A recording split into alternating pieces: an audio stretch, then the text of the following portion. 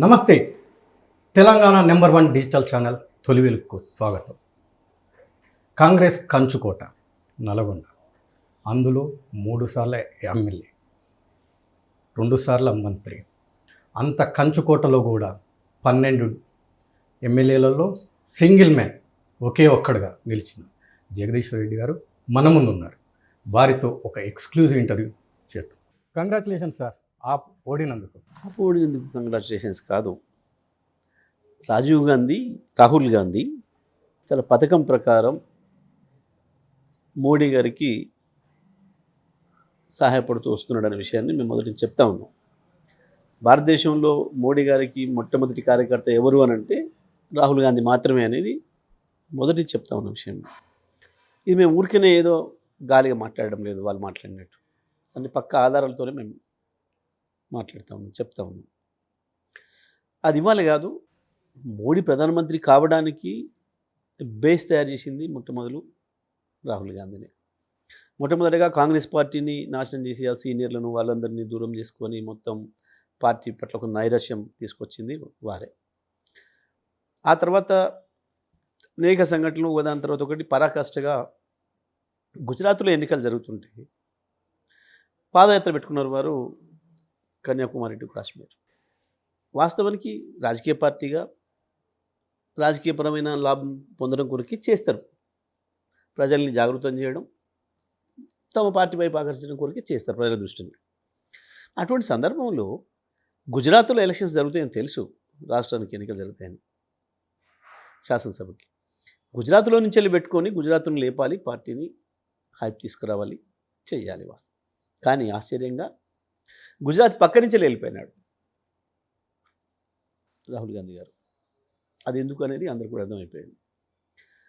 ఆ తర్వాత వచ్చిన ప్రతి ఎన్నికల్లో కూడా ఎక్కడ కూడా కలిసి వచ్చే ప్రతిపక్షాలు, వాస్తవానికి ఏమైంది, మోడీ చాలా స్ట్రాంగ్ అయిపోయినాడు, భారతదేశంలో కాంగ్రెస్ పార్టీని ఖతం చేస్తున్నాడు, ప్రజాస్వామ్యాన్ని ఖతం చేస్తున్నాడు అనేది బాగా వచ్చింది.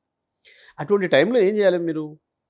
దేశంలో ఉన్న అన్ని పార్టీలు, మోడీకి వ్యతిరేకంగా ఉన్న పార్టీలని కలుపుకోకపోవడానికి ఏ రకమైన ప్రయత్నం చేయాలో చేయాలి. ఒక మెట్టు మీరే దిగి చేయాలి, మీరు పెద్ద పార్టీ కాబట్టి.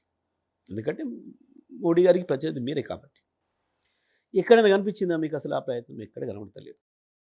చివరికి వచ్చేవరకే హర్యానా అయిపోయింది, కాంగ్రెస్ గెలుస్తుంది అని చెప్పి పేరున్న చోట కూడా మీరు అక్కడ ఆపును దూరం పెట్టి, పార్లమెంట్ ఎలక్షన్లు కలిసి పనిచేసినావు, అక్కడ ఆపును దూరం పెట్టినావు. దాంతో ప్రజలు ఒక విరక్తి వచ్చింది, ఆడపోగొట్టింది, రిజల్ట్ పోయింది. ఢిల్లీకి వచ్చినావు, ఢిల్లీలోనైనా కనీసం చూడండి కదా. వాస్తవానికి పార్లమెంట్ అప్పుడు కేజ్రీవాల్ మీకు అవుట్రైట్గా సపోర్ట్ చేసిండు, మొత్తం భారతదేశంలో ఆయనకున్న అన్ని యూనిట్స్లో కూడా. కానీ ఇక్కడ గంత శత్రువుగా మోడీకి పనిచేస్తున్న కేజ్రీవాల్ని ఓడించడానికి మోడీకి కావలసిన పద్ధతుల్లో మీరు చేసిన పని, మీ లక్ష్యం నెరవేరింది. మీ ఉద్దేశం అంతా మోడీకి ఏదైతే ఉద్దేశం ఉందో భారతదేశంలో ప్రాంతీయ పార్టీలు లేకుండా చేయాలి అనేది ఏదైతే ప్రధానమైన ఉద్దేశం ఉందో అది వీళ్ళకు కూడా ఉంది, ఈయనకు కూడా ఉంది. ఇవాళ మోడీని గెలిపించడం ద్వారా మరొకసారి నిరూపించుకున్నాడు, ఆయన లక్ష్యం నెరవేరింది. దాని కొరకు మాత్రమే మా వర్కింగ్ ప్రెసిడెంట్ కేటీఆర్ గారు ఓకే నీ లక్ష్యం నెరవేరింది కదా అని చెప్పి ఆయనకు. ఓకే, ఇప్పుడు ఈ ట్వీట్ మీరు అంటున్నారు, మీ అధ్యక్షుడు చెప్పిన ట్వీట్లో ఇండైరెక్ట్గా బీజేపీ సపోర్ట్ చేసింది అనుకోవచ్చా? బీజేపీ ప్రస్తావనే కాదు కదా, నీ రాహుల్ గాంధీ లక్ష్యం నెరవేరింది కాబట్టి అని చెప్పి ఆయన సెటరిక్గా వేసిన. మొదటి పిల్ల బాగాలేదంటే రెండో పిల్ల మంచిది అనేది అంటారు. అలా ఏమైనా మీకు బీజేపీ మేము బాగుంది బాగాలేదనే విషయం చెప్పలేము. ఏమన్నా మీకు తెలియక ఎవరైనా అమాయకంగా దాన్ని చేసుకుంటామంటే ఇంకో రకంగా చేసుకుంటామంటే అది వాళ్ళ ఆలోచన. కానీ వారు స్పష్టంగా కనపడ్డది అక్కడ ఏంటి, వారు వ్యంగ్యంగా రాహుల్ గాంధీ నువ్వు అనుకున్నది నీ లక్ష్యం నెరవేరినట్టుంది కదా, ఎందుకంటే ఇప్పుడు మీరు ఒక లక్ష్యంతో పనిచేస్తున్నారు, మీరు ఏదో పరీక్ష రాసి పాస్ అయ్యారు, కాంగ్రెస్ అని చెప్తాం, సింపుల్. అట్లా రాహుల్ గాంధీ కూడా అర్థమైంది, ఫెయిల్ కాలే కదా, ఆయన సక్సెస్ అయింది కదా మోడీని గెలిపించడంలో. ఆయన ఉద్దేశం ఆయన పార్టీని గెలవాలని కాదు కదా, మోడీని గెలిపించాలని కదా. ఎవరైనా ఒక పార్టీ నేత ఉన్నప్పుడు పక్క పార్టీకి పక్కోడు తింటే మనకు నిండుతుంది అనేది కాదు. అట్లాంటప్పుడు వాళ్ళకి రాహుల్ గాంధీ చేస్తున్న పని అదే కదా, గత 10 సంవత్సరాలుగా రాహుల్ గాంధీ చేస్తున్న పని అదే కదా. ఇప్పుడు మనం మీకు ఎందుకు చెప్తున్నా అంటే చాలా రాష్ట్రాల్లో చాలా రాజకీయ సందర్భాలు వచ్చినప్పుడు బద్ధ వైరం ఉండే పార్టీలు కూడా ఉంటాయి, సిద్ధాంతపరమైన వైరం ఉండే పార్టీలు ఉంటాయి. ఒక్కో చోట ముస్లిం లీగ్ మజ్లిస్ లాంటి పార్టీలు కావచ్చు, బీజేపీ కాంగ్రెస్లే కావచ్చు, బీజేపీ కమ్యూనిస్టులే కావచ్చు, కాంగ్రెస్ కమ్యూనిస్టులే కావచ్చు, అనేక వైవిధ్యాలు ఉన్నప్పటికి కూడా ఏదో ఒక సీరియస్ సందర్భం వచ్చినప్పుడు, లేదా ఇక శత్రువు బాగా బలపడిపోతున్నాడు, శత్రువుని కొట్టాలని అనుకున్నప్పుడు అందరూ కూడా కలిసి పనిచేయడం, పెద్ద పార్టీ ఏదైతే ఉందో, ఇవాళ దేశాన్ని ఢిల్లీ వైపు చూస్తున్నది, ఢిల్లీ పీఠం వరకు చూస్తుంది ఓన్లీ రాహుల్ గాంధీ కదా, మీరు ఎవరు కాదు కదా, కింద పార్టీలు కావు కదా. నువ్వేం చేయాలా? రాష్ట్రాలలో కొంచెం తగ్గైనా నీ యూనిట్లను తగ్గించుకొనైనా 4 సీట్లు తగ్గినా ఏం లేదు కానీ వాళ్ళతో మనకు అక్కర ఉంది అని చెప్పి కలుపుకొని పోవాలి నువ్వు. అది చేయకుండా వాళ్ళ మీద నెపం పెట్టి, స్థానిక పార్టీలు ఒప్పుకోవట్లేమని ఒక నెపం పెట్టి నువ్వు నీ శత్రువుని బలపడే పద్ధతిలో చేస్తున్నావు అంటే దాని అర్థం ఏంది? నీవు చాలా స్పష్టంగా క్లియర్గా ఉన్నావు. ఎక్కడైనా బ్లాక్మెయిల్కి భయపడుతున్నావా? నీకు బలహీనతలు ఎక్కడైనా ఉన్నాయా? దేనికి ఉన్నాయో ఏమున్నాయో మోడీతో నీకు. ఇప్పుడు బలహీనతల గురించి మాట్లాడదాం. మీరు అన్న పాయింటే. ఇప్పుడు కవిత మళ్ళీ అరెస్ట్ అవుతారన్న ఉద్దేశంలోనే మీరు ఏ ఆంధ్రప్రదేశ్లో కానీ మిగతా దేశంలో ఏ పార్టీలు కూడా స్పందించే ముందుకే, ఈవెన్ బీజేపీ కూడా స్పందించే ముందుకే గెలుపు మీద మీ వర్కింగ్ ప్రెసిడెంట్ ఎందుకు స్పందించాడు? ఇది కొంచెము ప్రవీణ్ తెలియదొక్కుతానం అంటారు దీన్ని. ఎందుకనంటే ఇట్లా ఎందుకు ఆలోచన అనేది. కవిత మళ్ళీ అరెస్ట్ అవ్వడం ఇట్ ఈస్ ఎ ఫులిష్నెస్. ఒక కేసులో రెండోసారి అరెస్ట్ చేస్తారు ఎవడన్నా? ఏం తెలియదొక్కతాను, నోటికి ఎవడికి రావు ఆలోచన. గదేం తెలియదొక్క మాటలు మళ్ళీ ఇట్లా చేస్తారు. ఆయన ఒకసారి పోయొచ్చు, ఇంకా భయం అయ్యేదే ఉంది. మునినాక వాడు చేసేదే ఉంది ఇంకా కొత్తగా. అట్లానే అనుకుంటే మేము బీజేపీకి ఉపయోగపడే పని ఏ ఎన్నికలైనా చేయాలి, పార్లమెంట్ ఎన్నికలు కూడా చేయొచ్చు. మేమేం పోలేదే, ఆనాడు కూడా మా మీద కత్తున్నా సరే మేము పోలేదే. ఇంకోటి కూడా చెప్తాను నీకు, వాస్తవానికి అసెంబ్లీ ఎన్నికల్లోనే, తెలంగాణ అసెంబ్లీ ఎన్నికల్లోనే కాంగ్రెస్ బీజేపీ మైత్రి బయటపడింది. ఆ ఎన్నికల్లో కేవలం కేసీఆర్ ఓడించడం కొరకు మోడీ గారు ఒక మెట్టు తగ్గి తన పార్టీని చంపుకొని రేవంత్ రెడ్డిని గెలిపించాడు మోడీ గారు. అది మనకు స్పష్టంగా అర్థమైంది. అప్పటిదాకా లేచిన పార్టీ బండి సంజయ్ నాయకత్వంలో, బండి సంజయ్ని అధ్యక్షుని తీసి పడేసేసి ఏం పని చేయని కిషన్ రెడ్డిని పెట్టి కావాలని అంతకుముందే తీసేసారు. అంతకుముందు ఒకసారి చేసి తీసేసారు ఆయన. బండి సంజయ్ వచ్చిన తర్వాత ఆ పార్టీ కొంత లేచిందనే భావన అందరికీ కూడా తెలుసు, మీకు కూడా తెలుసు, నాకు కూడా తెలుసు. అటువంటి టైంలో ఆయన తీసేసి కాంగ్రెస్కి లాభమయ్యే పని చేసిండు మోడీ. పర్టికులర్గా రేవంత్ను దృష్టిలో పెట్టుకొని రేపటి రేవంత్ అవుతాడు అని. మన రేవంత్ ముఖ్యమంత్రి కావడంలో కూడా ఆయన పాత్ర ఉంది. చాలా క్లియర్గా ఉన్నారు వీళ్ళు, అది స్పష్టంగా కనబడుతుంది. బీజేపీకి నిజమైన శత్రువుగా ఉన్నది మేము ఇక్కడ, అందులో కేజ్రీవాల్ అక్కడ ఉన్నాడు, అది కనబడుతుంది స్పష్టంగా. మేము ఇప్పటివరకు, మీరు ఒకటి గుర్తుపెట్టుకోండి, ఇప్పటివరకు మేము ఎన్నడూ కూడా బీజేపీతో పొత్తు చేయలేము. 25 సంవత్సరాల రాజకీయ చరిత్రలో వీఆర్ ద ఓన్లీ పార్టీ. అక్కడ కేజ్రీవాల్ బీజేపీతో రాజకీయంగా ఎటువంటి సంబంధాలు పెట్టుకోకుండా, పొత్తులు కానీ ఇంకోటి కానీ పెట్టుకోకుండా ఉన్న రెండే పార్టీలు భారతదేశంలో మేము ఇద్దరమే ఇప్పటివరకు కూడా. బీజేపీతో పొత్తు లేదంటున్నారు, మరి ఎమ్మెల్సీకి ఎందుకు పోటీ చేయట్లేరు? ఎమ్మెల్సీ విషయంలో స్థానిక సంస్థలు వస్తున్నాయి, దీని మీద దృష్టి పెడదాం. పెద్ద దాంట్లో ఇంకోటి ఏంటంటే అది పార్టీ బీఫామ్ మీద లేదు అనే ఉద్దేశంతో దాన్ని. ఇప్పుడు ఆల్రెడీ 2 బీజేపీ క్యాండిడేట్స్ ఇద్దరు ఉన్నారు, 3 వాళ్ళని పెట్టుకున్నారు. ఇప్పుడు కాంగ్రెస్ వాళ్ళు బీఫామ్స్ ఇస్తున్నారు.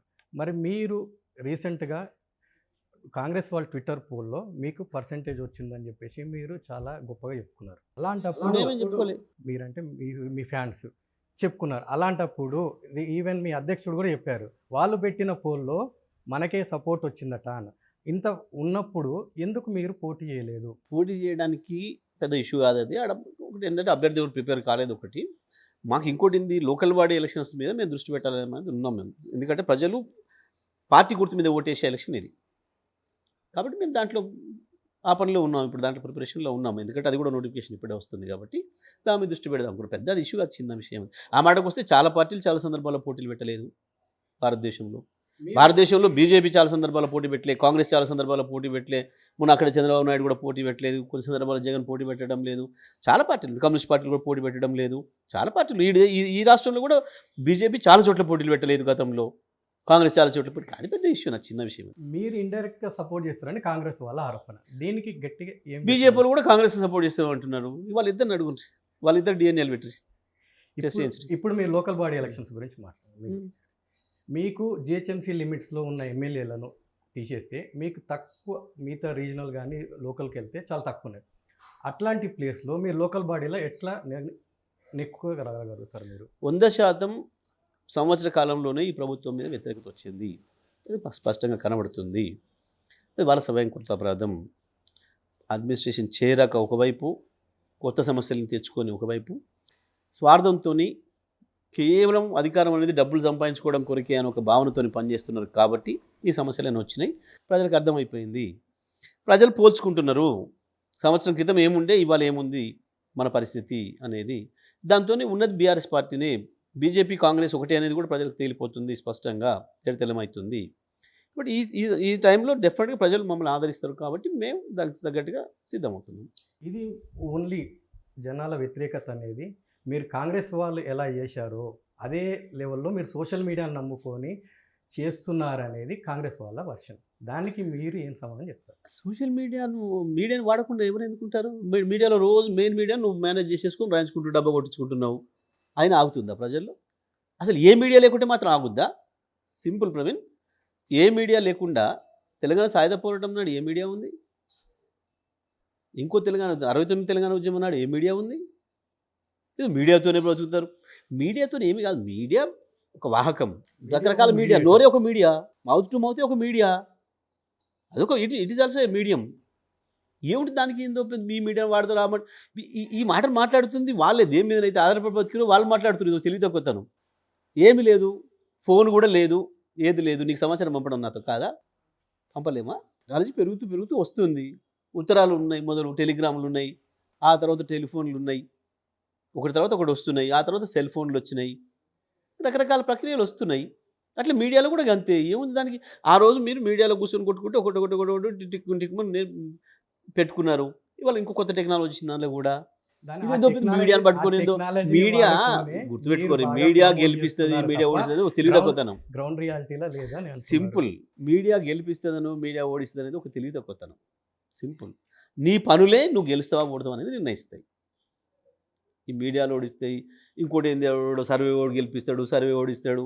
ఇవన్నీ తెలివి తక్కువ విషయాలు. ఇవన్నీ కూడా నువ్వు చేసిన పనులు, ఒక రాజకీయ పార్టీ తను చేసిన పనులు, తను ప్రజలకు ఇచ్చిన హామీలు, ప్రజల్ని నమ్మించగలగటం, ప్రజలకు మీ మీద విశ్వాసం పెంచుకోగలగటం ఏదైతే ఉందో గది గెలిపోవటం నిర్ణయిస్తుంది తప్ప ఇవిగా ఒక మీడియా కాకపోతే ఇంకో మీడియా, ఇంకో మీడియా కాకపోతే ఇంకో మీడియా అన్ని బ్యాన్ పెడతావు.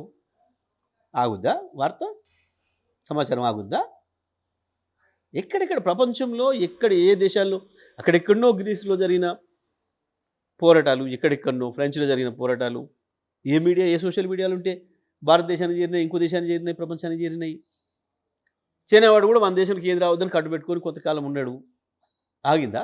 10 మంది ఎమ్మెల్యేలు 10వ తారీఖు జంపింగ్ ఎమ్మెల్యేలను మీద వేటు వేయాలని చెప్పేసి బీఆర్ఎస్ పార్టీ గట్టిగా ఉంది. ఉంటుంది కదా, ఉంటుంది. మీరు అంతకుముందుకు అక్కడి నుంచి కాంగ్రెస్ వాళ్ళని తీసుకున్నారు, ఏమీ కాలేదు. ఇప్పుడు కూడా ఏమీ కాలేదు, కాదు కూడా అంటున్నారు. దీన్ని మీరు ఎలాంటి స్టెప్స్ ఉంటాయి? ఫైట్ వాళ్ళ ఆలోచన అది కావచ్చు. మా ఫైట్ మేము చేయాలి కదా. మా ఫైట్ మేము చేయకుండా ఎట్లుంటాం? తప్పకుండా చేస్తాం. చట్టపరంగా వచ్చిన అవకాశాలను వినియోగిస్తాం. ఇప్పుడు ఇదే కాంగ్రెస్ ఏదైతే కేసు వేసిందో, మణిపూర్ ఒక ఎమ్మెల్యేకి సంబంధించి మణిపూర్ కాంగ్రెస్ ప్రెసిడెంట్ ఏదైతే కేసు వేసిందో దాని మీదనే సుప్రీంకోర్టులో ఆర్డర్ వచ్చింది. మాకు కూడా గదే బేస్ అవుతుంది అని చెప్పి మేము ఆశిస్తున్నాం. మేము దాని ఆధారంగానే కొట్లాడుతున్నాం. ఇదే కాంగ్రెస్ బీజేపీ వాళ్ళ ఎమ్మెల్యేని తీసుకుంటే దాని మీద కేసు వేసిండ్రు, వాళ్ళు గెలిచిరు, సక్సెస్ అయింది, కోర్టు ఇచ్చింది ఆర్డర్. మేము దాన్ని బేస్ చేసుకునే పోతున్నాం. మేము దాంట్లో ఒకవేళ పాజిటివ్ వస్తే ఎన్ని ఉప ఎన్నికలకు వెళ్తే మీకు ఎన్ని సీట్లు వచ్చే అవకాశాలు ఉన్నాయి? 10కి 10 వస్తాయి. 10కి 100%, అందులో డౌటే లేదు. బ్రహ్మాండమైన మెజారిటీస్ వస్తాయి. గతంలో ఎంత మెజారిటీతో గెలిచిండ్రో మా వాళ్ళు ఇప్పుడు అందులోకి వెళ్ళిపోయిన వాళ్ళు వాళ్ళకంటే మంచి మెజారిటీతో గెలుస్తాం. ఒకవేళ సుప్రీంకోర్టు స్పీకర్తోనే నడిచిపోతుంది అంటే దాన్ని మీరు ఎలా? సింపుల్. ఎవ్వరమైనా పనిచేయాల్సింది చట్టం పరిధిలో, చట్టం ప్రకారం కొట్లాడతాం, చట్టంలో మనకున్న అన్ని అవకాశాలని వినియోగించుకుంటాం, ఆ తర్వాత ప్రజాక్షేత్రంలో పోరాటం చేస్తాం. సింపుల్ కదా. ఇప్పుడు ఇది కొత్త అనుభవం ఏం కాదు కదా ప్రవీణ్. మాకు గతంలో 2004 తర్వాత జరిగిన ఇటువంటివి రావడం పోవడం ఇప్పటిదాకా కొనసాగుతూనే ఉన్నాయి. ఇంకోటి, భారతదేశంలో అసలు ఇది మొదలుపెట్టిందే కాంగ్రెస్ పార్టీ కదా. పార్టీ ఫిరాయింపులు మొదలుపెట్టింది ఇప్పుడు 40 ఏళ్ల కింద కాంగ్రెస్ పార్టీ, 45 ఏళ్ల కింద కాంగ్రెస్ పార్టీ మొదలుపెట్టింది. ఆ పరంపర కొనసాగుతుంది. బీజేపీ వచ్చిన తర్వాత దాన్ని ఇంకా అన్లిమిటెడ్గా చేసింది. ఇదే రాష్ట్రంలో కూడా జరిగింది కదా. ఇదే రాష్ట్రంలో ఉన్న ముఖ్యమంత్రిని దించేసారు కదా ఫిరాయింపులు చేసి. దానికి గవర్నర్లు కూడా బలైనరు కదా, ఇంకో గవర్నర్లు వచ్చారు కదా. ఆ తర్వాత ఎన్నికలు పోయారు కదా, ఎన్నికల్లో ఫలితం ఇచ్చారు కదా.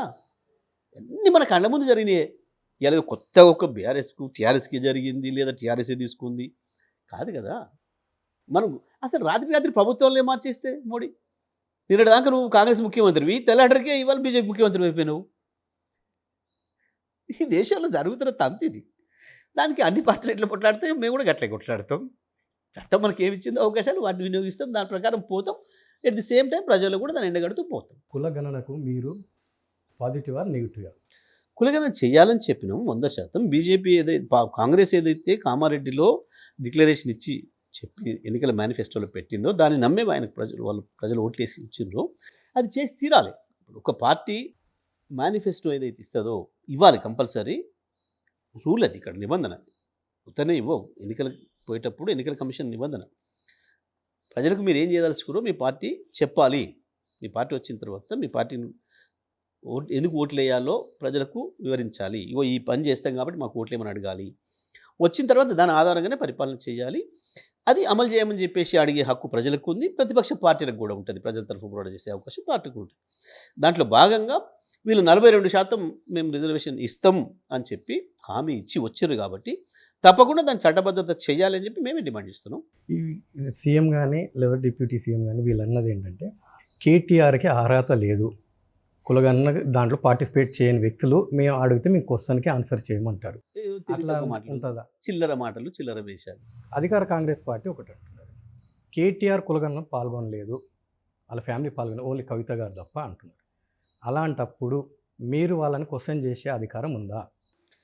ఒక కేటీఆర్ ఇంకొకరు కాదు, 16.5 లక్షల మంది పాల్గొనలేదు అని నువ్వే చెప్పినావు.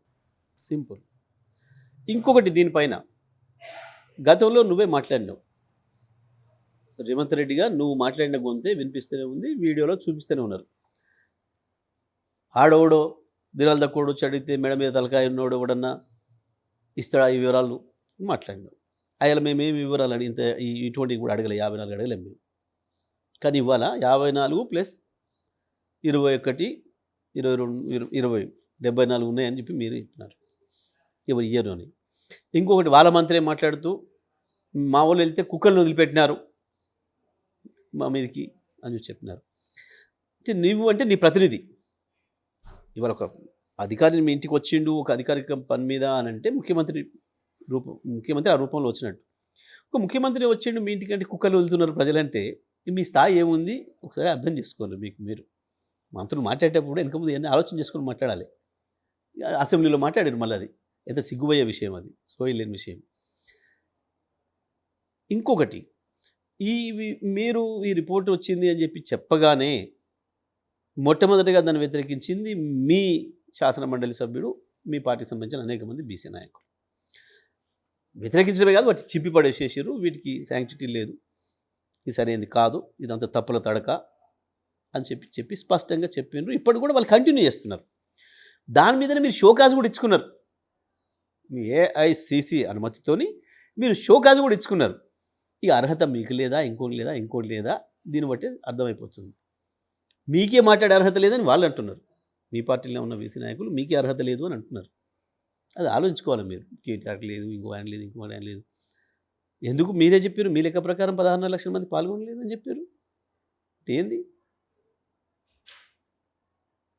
దీన్ని బట్టి అర్థమవుతుంది మీ పరిపాలన ఎంత డొల్లగా ఉందో, మీరు చేసే వాటిపైన ప్రజలకి ఎంత మాత్రం విశ్వాసం లేదనే విషయం అర్థమవుతుంది. ఇక మీ జిల్లా విషయానికి వస్తాం. మీ జిల్లాలో 12 మంది ఉంటే మీరు ఒకే ఒక్కరు ఉన్నారు, సింగిల్ మ్యాన్. అందులో వాళ్ళు ఒక ఎమ్మెల్సీ కూడా ఉన్నారు. ఒక ఎమ్మెల్సీ బాహటంగానే బీసీ కులగణకు సంబంధించిన బూతులు తిడుతున్నారు. వాళ్ళు ఎలాంటి చర్యలు లేదని చెప్పేసి కొన్ని సామాజిక వర్గాలు అంటున్నాయి. మీరు ఆ సామాజిక వర్గానికి చెందిన వ్యక్తులుగా ఇది రైటా రాంగా? ఒకటి ప్రవీణ్, ఇక్కడ ఒకసారి రాజకీయాల్లో వచ్చిన తర్వాత, రాజకీయాల్లో నిలబడిన తర్వాత, పబ్లిక్ లైఫ్లోకి వచ్చిన తర్వాత మనకు నాది ఈ సామాజిక వర్గం అనేది ఏదైతుందో ఆ భావన సరైనది కాదు నా దృష్టిలో. ఐ ఫర్ వన్ నాకు సొంతంగానైతే నాకు చిన్ననాటి నుంచి నేను ఒక సామాజిక వర్గాన్ని నేను చెప్పుకోలే. నేను దాని వ్యతిరేకం వాస్తవానికి. అంటే ఈ దేశాన్ని నాశనం చేసిన హక్కుల వ్యవస్థ ఏదైతుందో, భారతదేశం నాశనం కావడానికి ప్రధానమైంది, మూలమైంది కుల వ్యవస్థ. కాబట్టి నేను దాన్ని ఎప్పుడు కూడా అంగీకరించలేదు. చిన్ననాటి నుంచి కూడా నేను అంగీకరించలేదు దాన్ని. అదృష్టవశాత్తు నాకు పైనుంచి కూడా కుటుంబ వారసత్వం కూడా అది రాలేదు. మా ఇంట్లో కూడా మా నాన్నలకి అది లేదు భావన. కాబట్టి నాకు అది రాలేదు, సంతోషం. ఆ తర్వాత నేను ఎప్పుడు దాన్ని క్లెయిమ్ చేయలేదు. ఇంకొకటి, కానీ నేను మనకు ఇష్టమన్నా ఇష్టం పడకపోయినా దురదృష్టం ఈ దేశంలో పుట్టుకతోనే దాన్ని అంటగడుతున్నారు. అది కాదనలేని సత్యం అయిపోయి కూర్చుందాడు. ఇటువంటి టైంలో కులాలని తగ్గించాలి, కుల నిర్మూలన జరగాలని చేసే ప్రయత్నాలు ఒకవైపు మాట్లాడుతునే మాటలు, చేతలకు వచ్చేవరకే ఒకరి మీద ఒకరు విషయం చెప్పుకొని ఒకరి వ్యతిరేకంగా ఇంకొకరు మాట్లాడడం అనేది తప్పకుండా అది చాలా తప్పు. అది సమాజంలో అశాంతికి దారి చేసే ప్రయత్నం. అయితే దురదృష్టం ఏంటంటే కొన్నిసార్లు మతాల మధ్యన, కొన్నిసార్లు కులాల మధ్యన ఘర్షణలు పెట్టి రాజకీయ నాయకులు వాళ్ళకి పబ్బం గడుపుకోవడం కొరకు ప్రయత్నాలు చేస్తున్నారు. ఇది చాలా చోట్ల చూస్తున్నాం ఈ దేశంలో మనం. దురదృష్టం, ఇది పోవాలని కోరుకుంటే. ఇంకా అది గమ్మత్ ఏంటంటే మనం ఇప్పుడు గర్వపడేవాళ్ళం, తెలంగాణలో మాకు కులం ఫీలింగ్స్ తక్కువ, ఆ భావనలు తక్కువ అనే భావన మనకు ఉండేది. తెలంగాణలో చదువుకున్న ప్రతి విద్యార్థికి ఆ భావన ఉండేది, గర్వంగా ఉంది. మీకు పక్కన చూసినప్పుడు మీరు మాట్లాడుకుంటారు ఒక కులం గురించి, పేరు కలవగానే కులం మీద అడుగుతారు, మాకు అలవాట్లు లేవు అనే భావన చెప్పుకునేవాళ్ళు. కానీ దురదృష్టం ఏంటంటే ఈ మధ్యకాలంలో ఇక్కడ కూడా కొంత అచ్చెడు పోకడలు వస్తున్నాయి. ముందుకు పోవాల్సింది, ఇంకా అభివృద్ధిలోకి పోవాల్సింది, దురదృష్టవశాత్తు కొన్ని అచ్చెడు పోకడలు వస్తున్నాయి. కొంతమంది ఏదో దీంతో రాజకీయంగా లాభం పొందుతాం, మేము ఏందో అయితే ఉన్న పిచ్చి భ్రమల్లో పోతున్నారు. నాకు తెలిసి తెలంగాణ సమాజం ఇట్లాంటి వాటిని అంగీకరించదు ఎట్టి పరిస్థితుల్లో. అది ఈ కులం ఆ కులం, ఏ కులం వాడైనా ఇంకో కులం పేరు మీద ద్వేషించడం, దానిపైన మాట్లాడడం, విద్వేషపూర్వకంగా మాట్లాడడం సరైనది కాదు. ఎప్పుడు కూడా అది మంచి పద్ధతి కాదు. ప్రజల్లో వాళ్ళ గౌరవం ఉండదు. రేపు అధికారంలో ఉంటే ఒక మంత్రి లేదంటే ముఖ్యమంత్రి, జిల్లా స్థాయి అధికారులు ఉంటారు. ఏ పవర్ లేని ఒక కాంగ్రెస్ లీడర్ పేరుని పదే పదే ఆ వ్యక్తి అధికార పార్టీ ఎమ్మెల్సీ తీయడంలో అర్థమైంది. అతను ఇంట్లో కూర్చొని ఈ కులగణన చేసిండని చెప్పేసి అధికార పార్టీ ఎమ్మెల్సీ అని అంటున్నారు. ఎవరైనా అధికార పార్టీ ఎమ్మెల్సీ ఎవరిని అంటున్నారు? జానారెడ్డి అనేతన్ని ఇంటికి దగ్గర కూర్చొని ఇది చేశాడని చెప్పి అధికార పార్టీ ఎమ్మెల్సీ అంటున్నాడు. అలా జరుగుతుందా? ఇంటికాడ కూర్చొని లెక్కలు చేసుకోవచ్చా? అయితే ఇక్కడ నాకు ఒకటి కనపడుతుంది ఏంటంటే, స్పష్టంగా కాంగ్రెస్ పార్టీకి ఎప్పుడు కూడా అంతర్గత తగాదాలు సాధారణమైన విషయం. అధికారంలో ఉన్నవాడు ఎవరైతే ఇప్పుడు ప్రధానమైన అధికారం, ముఖ్యమంత్రి పదవిలో ఉన్నవాళ్ళు, రేపు ఆయన దించడానికి ఎవరు ప్రయత్నం చేస్తున్నారు, ఎవరికి అవకాశాలు ఉన్నాయి అని చెప్పి చూసి వాళ్ళకి ఏదో మలినం అంటించే ప్రయత్నం, వాళ్ళ మీద ఏదో పూసే ప్రయత్నం చేయడం అనేది మొదటి నుంచి జరుగుతున్న విషయమే, మనకు తెలిసిన విషయం. ఇక్కడ నిజంగానే జానారెడ్డి గారి పేరు తీసుకోవడం అనేది నాకు కూడా ఆశ్చర్యం అనిపించింది. పాప ఆయన ఉండడో లేదో ఎవరికి తెలియదు, ప్రపంచానికే తెలియదు, అట్లా ఉండే. సరే, ఇద్దరు కొడుకుల నుంచి ఒకటి ఏదో ఎంపీ ఎమ్మెల్యేలు చేసుకున్నాడు, నిమ్మలంగా రిటైర్ ఉన్నాడని అనుకుంటున్నాం. కానీ నిన్న ఈయన కాంగ్రెస్ ఎమ్మెల్సీ అని పేరు తీసుకోవడంలో ఒక అర్థం ఉంది తప్పకుండా. ఎందుకు అంటే ఈ మధ్యకాలంలో గత ఒక నెల రోజులుగా కొన్ని రూమర్స్ వస్తున్నాయి.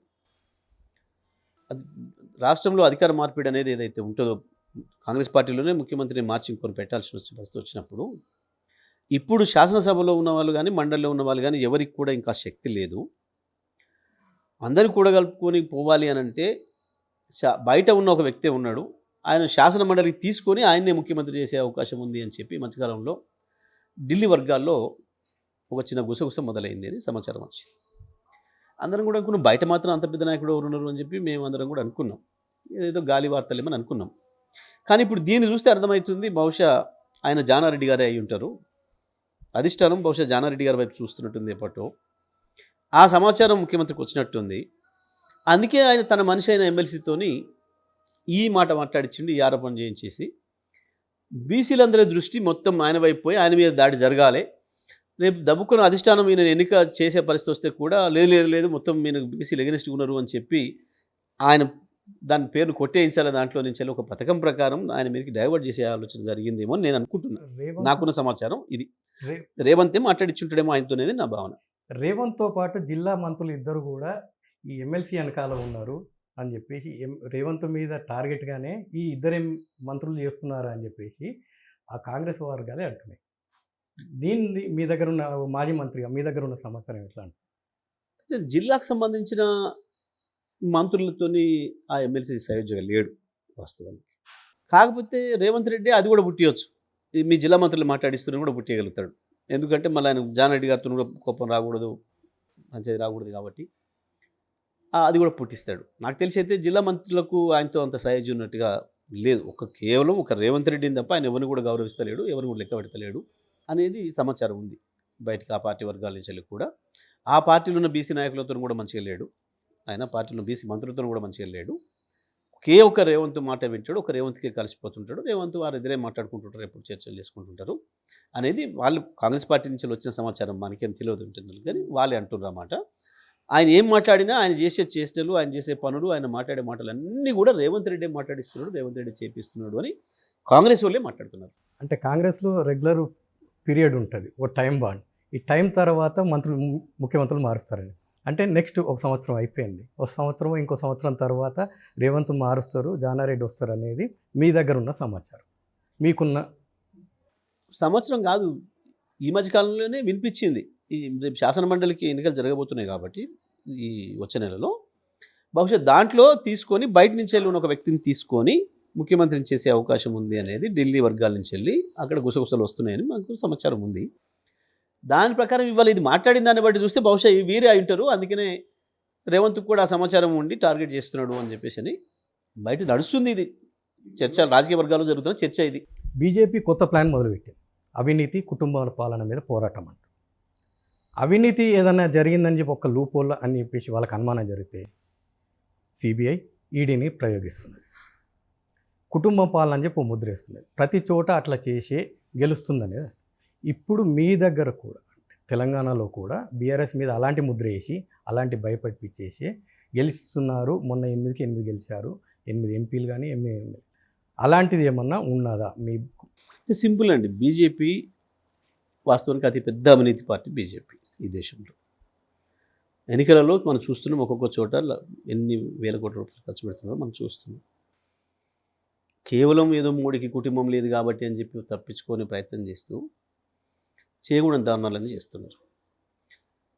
ఇక్కడ అసలు ఏమి జరగకపోయినా, ఏమి లేకపోయినా ఉత్తది ఇంట్లో ఉన్నట్టు ఇప్పుడు నిన్ను కానీ మీ కెమెరామెన్ కానీ తీసుకుపోయి లోపడేయడానికి కేంద్ర ప్రభుత్వానికి అధికారాలు ఉన్నాయి.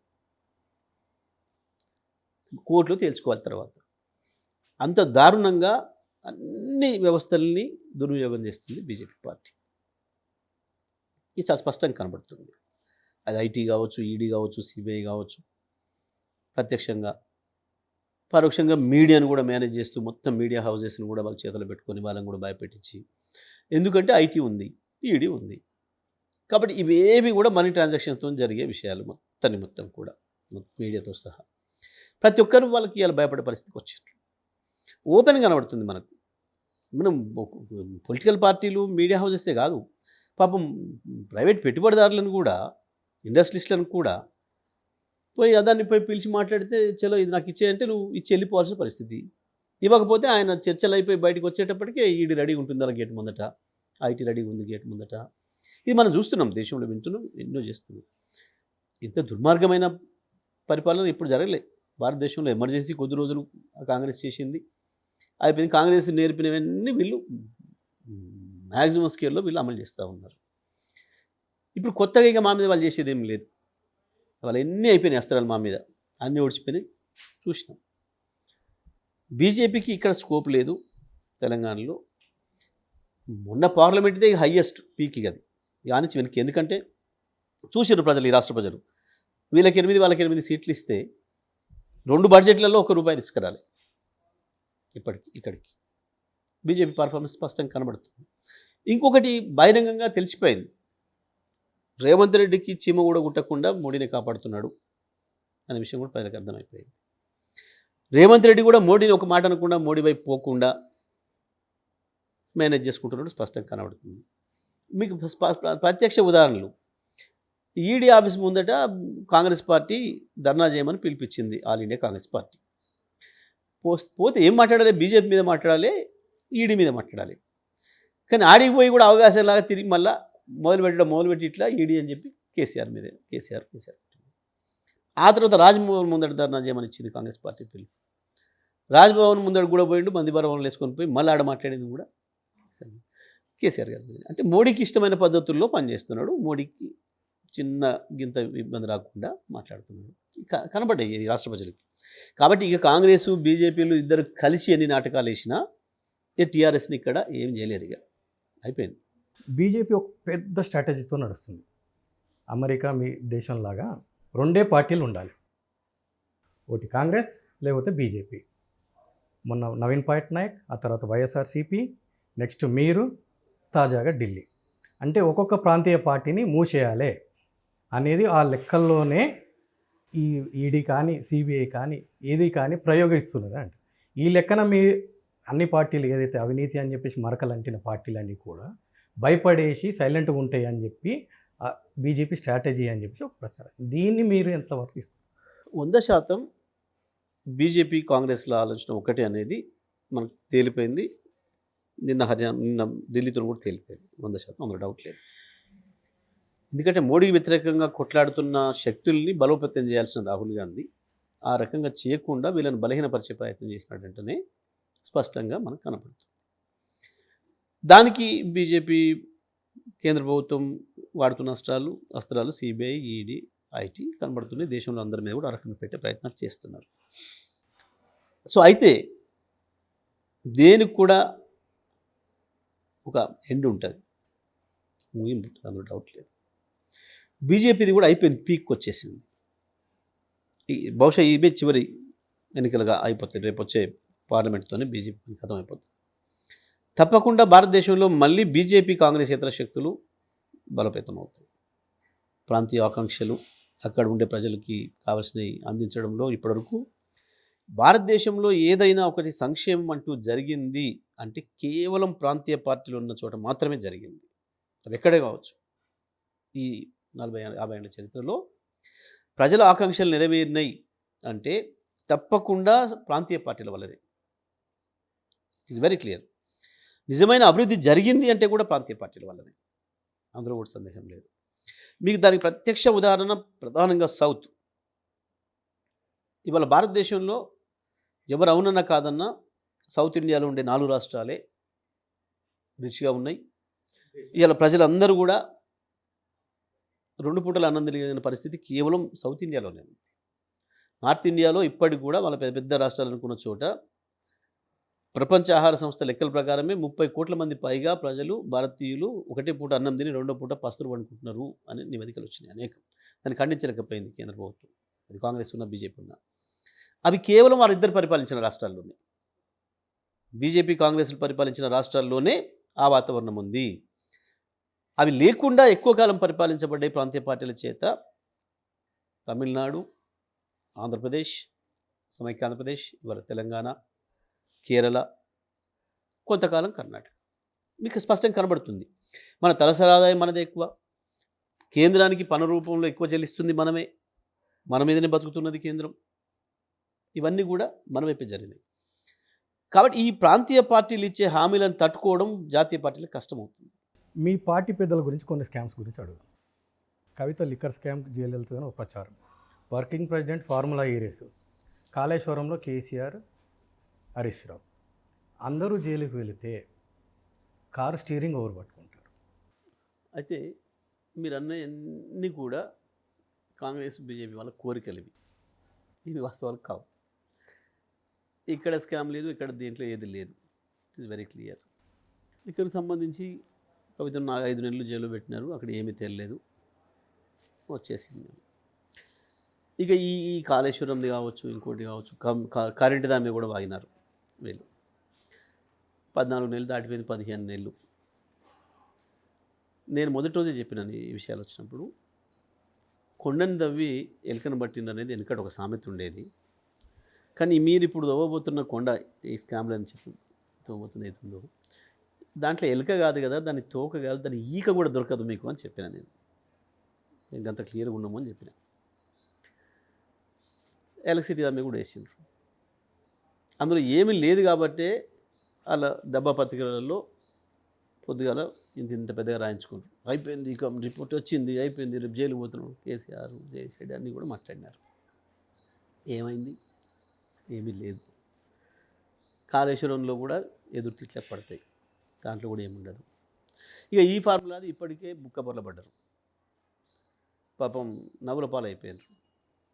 అసలు వాళ్ళు విచారణ జరగడానికి ఎప్పుడు నువ్వు తప్పు చేసినావు, నువ్వు నేరం చేసినావు, నువ్వు దొంగతనం చేసినావు ఏదో అని చెప్పి ఆయన ఆరోపణ చేసినప్పుడు, నువ్వు కాదు అని అన్నప్పుడు దాని మీద విచారణ ఉంటుంది. ఇక మొత్తం నీకు వ్యతిరేకంగా సాక్ష్యాలు పట్టుకొచ్చి పెట్టాలి. ఈ ఫార్ములాలో నేనే చేసినా, నేనే ఆర్డర్ ఇచ్చినా, ఈ రాష్ట్ర అభ్యున్నతి కొరకు, హైదరాబాద్ బ్రాండ్ ఇమేజ్ కొరకు, ప్రపంచ పటంలో హైదరాబాద్ నిలబెట్టడం కొరకు నేనే ఇచ్చినా అని బాజాప్తా చెప్పిండు కేటీఆర్ గారు. నీకు నాకు చెప్పడమే కాదు, దాంట్లోకి పోయి విచారణకని వీళ్ళు పిలిచిన ఈడీ అండ్ ఏసీబీ ఒకటే పూటలో ఇట్లా ఏసీబీ పెట్టగానే మళ్ళీ సాయంత్రం కాకముందే ఈడీ కూడా పెట్టేసింది. అంటే ఇద్దరు అన్నదమ్ములు ఎట్లా ఉన్నారు చూడు, చూడబాయ్ బడేబాయ్ అనుబంధం. దానికి ఉదాహరణ ఇది. పెట్టిండ్రు, ఏముంది, పోయి వచ్చిన ప్రతి ఒక్కరు మీలాంటి జర్నలిస్టులు కూడా ఇదేందన్నా కేటీఆర్ లోపల పోయేటప్పుడే కొంచెం మామూలుగా ఉండే దానిలాగా బయటకు వచ్చేటప్పుడు ఇంత తేజ్గా వస్తున్నాడు, ఇంటర్గేషన్ ఈయన చేసి వస్తుండా, ఈయన వాళ్ళు చేసిరా అని చెప్పి మాట్లాడినారు. ఏముంటుంది దాంట్లో ఇంకా ఎతకడానికి ఏముంది? ఓపెన్గానే చెప్పిన తర్వాత అవును ఇది జరిగింది వాస్తవం, నేనే చేసినా, ఇది చట్టబద్ధంగా చేసినా, ఇది రాష్ట్రం కొరకు చేసినా, చేసుకోండి ఏమైనా అని చెప్పిండు. ఇంకోటి, చాలా సందర్భాల్లో మనం చూస్తాం ఇటువంటి వాటిలో తప్పించుకోవడం కొరకు మంత్రులు అధికారుల మీద పడేస్తుంటారు. మాకు తెలియదు, అధికారం పెట్టమన్నాడు, అధికారం చేసిండు, నేను చూడలేదు, ఫైలు స్పీడ్లో పెట్టినా అది అంటుంటారు. ఆయన అది కూడా లే, నేనే చెప్పినా నేనే పెట్టినా చెప్పిండు. వాస్తవానికి దీంట్లో అయితే గీతే రేపు జైలుకు ముఖ్యమంత్రి రేవంత్ రెడ్డి పోతాడు. నేను మొదటి నుంచి చెప్పినాను, ఇవాళ చెప్తలే, మీరు మళ్ళీ కూడా రికార్డ్ పెట్టుకోండి, గతంలో మాట్లాడండి. ఈ కేసులో స్పష్టంగా రాష్ట్రానికి నష్టం చేసింది, రాష్ట్ర ఇమేజ్ని దెబ్బతీసింది, రాష్ట్ర ఖజానా నుంచి రావాల్సిన డబ్బుల్ని మళ్ళీ ఒకవేళ నువ్వు సరైన రీజన్తో కనుక నువ్వు క్యాన్సిల్ చేస్తే అవి వెనక్కి తీసుకోవాల్సిన బాధ్యత నీది. ఎందుకంటే రాష్ట్ర ప్రభుత్వం యొక్క డబ్బుకు మనం అందరం కూడా ట్రస్టీలం. అది నిరుపయోగమైనా, అది ఇంకో పద్ధతిలో పోయినా బాధ్యులం మనము. డబ్బులు అక్కడ నిలువ ఉన్నాయి, నీ ఆగిపోయినాయి అనుకుంటే తేవాల్సిన బాధ్యత కూడా నీ మీదనే ఉంది. ఖర్చు పెట్టడం ఎంత బాధ్యత, తేవడం కూడా నీ మీదనే ఉంది. ఇందులో విఫలమైంది రేవంత్ రెడ్డి. ఓ తెలివి తక్కువతనంతో.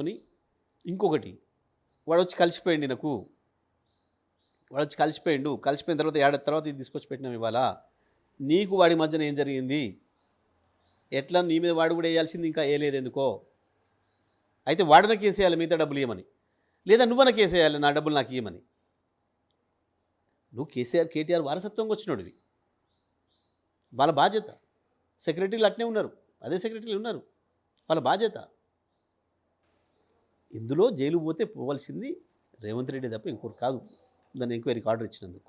ఇది కాళేశ్వరం స్పష్టంగా ఉంది, కట్టింది ఉంది, ఆడ డిజైన్స్ ఇచ్చిన వాళ్ళు ఉన్నారు, మొత్తం ఉన్నాయి, ఎగ్జిక్యూటివ్ ఏజెన్సీ ఉంది, కలబెట్టిన ఇంజనీర్లు ఉన్నారు, మొత్తం ఉన్నారు.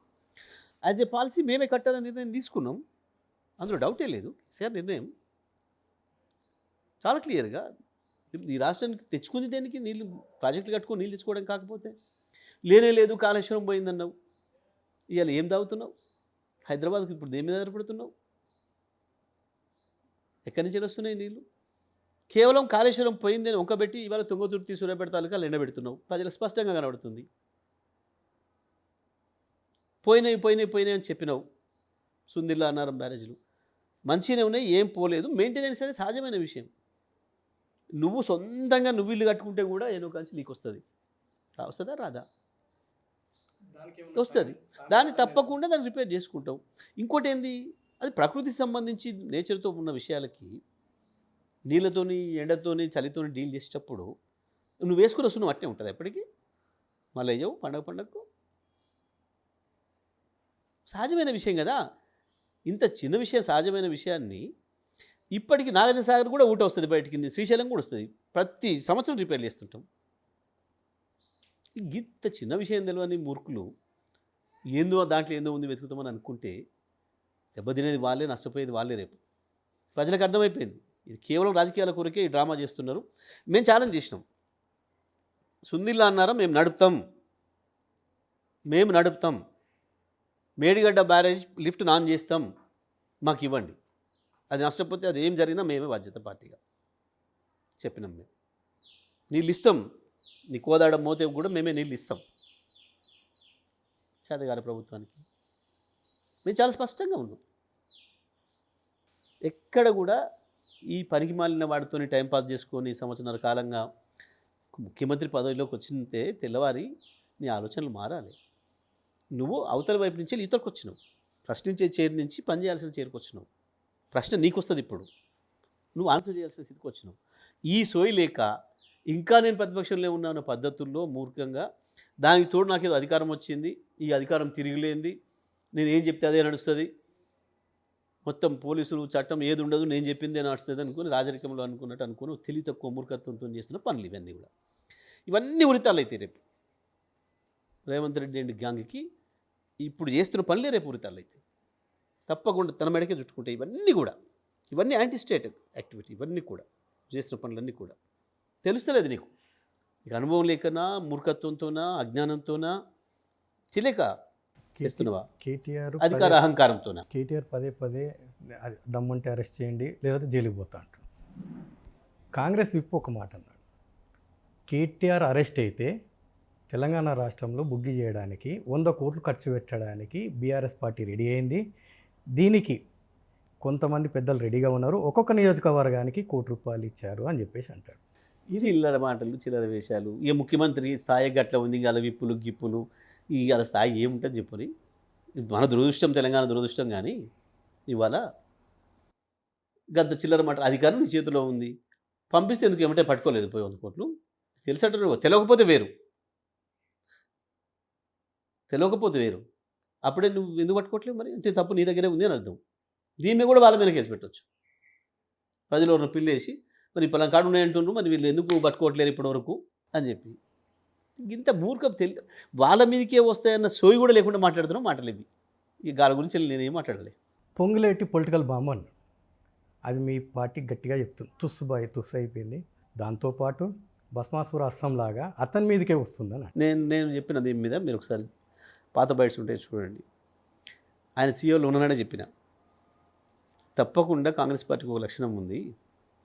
వెనకట కొంతమంది ఫ్రాక్షనిస్టులు పాతకాలంలో ఒకరి మీద ఒకటి బాంబులు వేసుకోవడానికి తయారు చేసేది. శత్రువు వస్తుండే రోడ్డు మీద వాడే 2 గ్యాంగులు ఇటో ఒకటి ఉండి వీడి మీద వాళ్ళ మీద వేసుకునేది, వాళ్ళ బాంబులు వాళ్ళనే పేలిన సందర్భాలు ఉన్నాయి. ఇప్పుడు ఇది కూడా గంతే అవుతుంది. అయితే గీతే అది కాంగ్రెస్ పార్టీ మీదనే పడతాయి, లేదా ఆయన మీదనే పడతాయి ఆ బాంబులు అనే మాట నేను అదే రోజు చెప్పిన. సీఈఓలో ఆయన మాట్లాడిన రోజే నేను ఇక్కడ చెప్పిన. మీడియాలో కూడా ఉంటాయి మీకు బైట్స్. ఇప్పుడు అదే జరిగింది కరెక్ట్గా. ఇప్పుడు మొట్టమొదలు ఆయన కిందకే పెట్టిండు బాంబు రేవంత్ రెడ్డి. అదే బాంబుల్ని ఆయన కిందకే పంపిండు. 10 మంది ఎమ్మెల్యేలు ఒక అడుగుకొని వేసారు. ఇంకొక ఎమ్మెల్యే అయితే ఇప్పటికి ఎంటబడుతూనే ఉన్నాడు. నేను వదిలిపెట్టేది లేదు అని చెప్పి ప్రకటించుకొని తిరుగుతున్నాడు పాపం. అంటే కాంగ్రెస్ పార్టీకి వేరే శత్రువు అవసరం లేదు, వేరే ఎవడో బయట నుంచి వచ్చేసే అవసరం లేదు బాంబులు. నేను అందుకే అంటున్నా, ఇక్కడ మోడీకి ఆ సంగతి తెలుసు. పర్టికులర్గా మన తెలంగాణకు సంబంధించి ఎందుకు మోడీ ఇప్పటికి కూడా కేసీఆర్ని టార్గెట్గా పెట్టుకొని పనిచేస్తున్నాడు, కాంగ్రెస్కి ఇంత సాయం చేస్తున్నాడు, కాంగ్రెస్ ప్రభుత్వానికి ఇంత సాయం చేస్తున్నాడు, ఎక్కడ చేయింది ఇక్కడ రేవంత్ రెడ్డికి సాయం చేస్తున్నాడు, ఎఫ్ఆర్బిఎం పరిధిని మించి కూడా అప్పులు తెచ్చుకోవడానికి అనుమతిస్తున్నాడు. అంటే కారణం వీళ్ళని ఏ క్షణంలో అయినా మూసేయచ్చు, కానీ లేస్తే కేసీఆర్ ఆగాడు. కాబట్టి ఇప్పటికైనా కేసీఆర్ని టార్గెట్ చేసుకుని కొట్టాలనే దాంట్లో ఉన్నాడు ఆయన. ఎందుకంటే మోడీ భయం మోడీకి ఉంది. రాహుల్ మోడీల శకం ముగిసిపోయింది భారతదేశంలో. చాలా క్లియర్గా అర్థమైపోయింది. కాంగ్రెస్ 50 ఏళ్ళుగా 70 ఏళ్ళుగా విఫలమైంది. మోడీకి వరుసగా 15 ఏళ్ళు అధికారం ఇస్తే ఇప్పుడు 11 ఏళ్ళు పూర్తయితే కూడా ఒక్కటంటే ఒక్క హామీ అమలు చేయలేదు.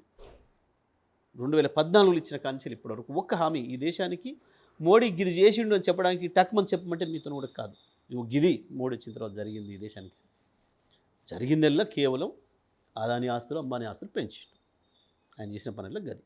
వాళ్ళ ఆస్తులు పెంచడమే దేశం పెరిగిందని అనుకుంటున్నాడు ఆయన. దేశంలో దరిద్రం పెరిగింది, ఆకలి పెరిగింది, ఆకలితో పడుకున్న సంఖ్య పెరిగింది. కానీ అయితే ఇక్కడ ఈ బాంబులు అనే దానికి వస్తే పాపం ఆయన ఈడీ వచ్చింది మీద పడింది.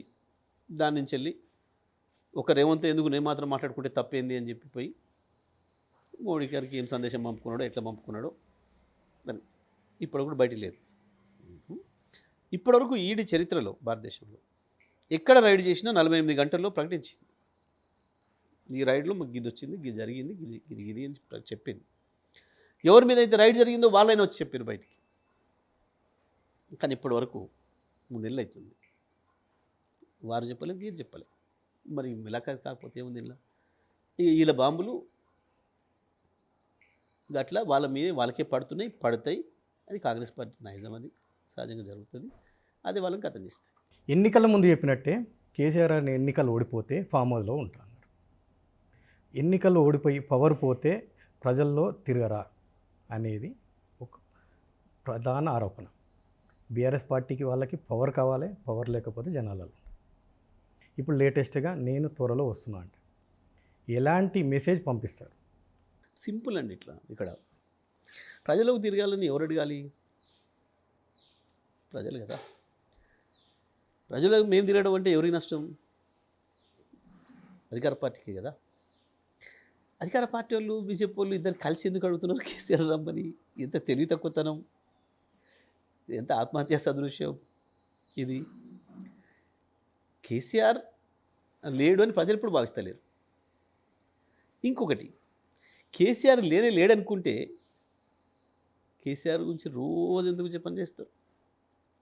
వెంకటేశ్వర స్వామి ఉండనుకునే కదా మీరు రోజు వెంకటేశ్వర స్వామి స్మరించుకుంటారు, లేదా తిరుపతి వేస్తుంటారు. రాముల వారు ఉండనుకుంటున్నాయి కదా స్మరించుకుంటారు, రాముల వారి గుడి కట్టాలనుకుంటున్నారు. ఇప్పుడు కాంగ్రెస్ అట్లనే బీజేపీకి కేసీఆర్ దేవుడా? 100%. లేకపోతే లేని దాని గురించి ఎందుకు మాట్లాడుకుంటారు? సింపుల్. లేని దాని గురించి ఎవరెందుకు మాట్లాడతారు? కేసీఆర్ మీరు మాట్లాడుతున్నారు అంటేనే కేసీఆర్ మీ మనసుల్లో కూడా ఉన్నాడు, మిమ్మల్ని నిద్రపోనీయకుండా చేస్తున్నాడు, ప్రజల మనసుల్లో ఉన్నాడు, ప్రజలకు ధైర్యంగా ఉన్నారు. లేకపోతే కేసీఆర్ రేపు వస్తాడు, మళ్ళీ కేసీఆరే వస్తాడు, మళ్ళీ కేసీఆర్ వస్తే మా కష్టాలు తీరుతాయి అని ప్రజలు నమ్ముతున్నారు. ఎప్పటికైనా వస్తాడనే విశ్వాసం మీకు కూడా ఉంది. అందుకని మీరు మాట్లాడుతున్నారు. దీంట్లోనే ఉంది, మీరు మాట్లాడడంలోనే కేసీఆర్ ఉన్నాడు. ఈ కేసీఆర్ లేడు, వీడికి వస్తలేడు, ఆడికి వస్తలేడు, తెలిసి ఒక్క మాట. అయితే ఎప్పుడు రావాలి, ఎక్కడికి రావాలి, ఎట్లా రావాలి అని అంటే ఎప్పుడు కూడా నరసింహస్వామి ఎప్పుడు వచ్చిండు? స్తంభాన్ని బద్దలు పలుకొట్టుకొని ఎప్పుడు రావాలి అప్పుడు వచ్చిండు. ఎప్పుడు తన అవసరం అప్పుడు వస్తాడు. అంటే మీ అవసరం ఎప్పుడు అనుకుంటున్నారు? డేటు ఏమైనా టైం ఫిక్స్ చేసిరా? తప్పకుండా దానికి సంబంధించి ఫిక్సేషన్ ముందే ఉండదు కదా.